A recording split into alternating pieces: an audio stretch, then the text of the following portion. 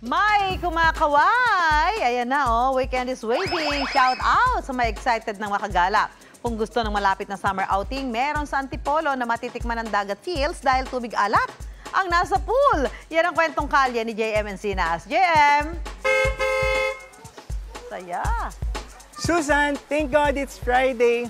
And hello weekend. Mukhang gina-gina yung ating mga kapuso para sa kanilang weekend getaway. No dagat, no problem. Dahil isang pool dito sa Antipolo ang pwedeng liguan kung saan may sea salt na napakasaya at nai-enjoy ng mga bumibisita rito.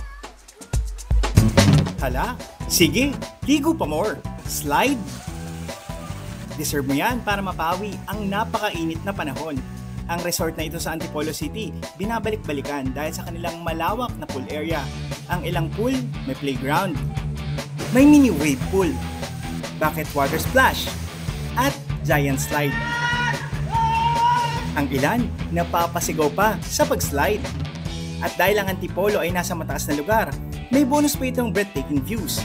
Sino magsasabi na kailangan mong magdagat para makaranas ng tubig alak?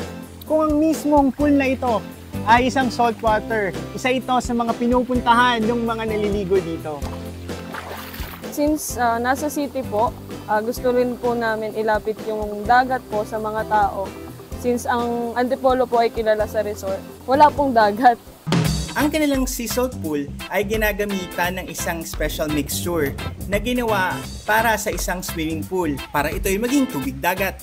Maganda po sa katawan. Medyo warm po siya. Maraming villa at cottages ang pwedeng rentahan. Pwede rin ditong mag-overnight. May lifeguard din sa resort para masiguradong ligtas ang mga naliligo.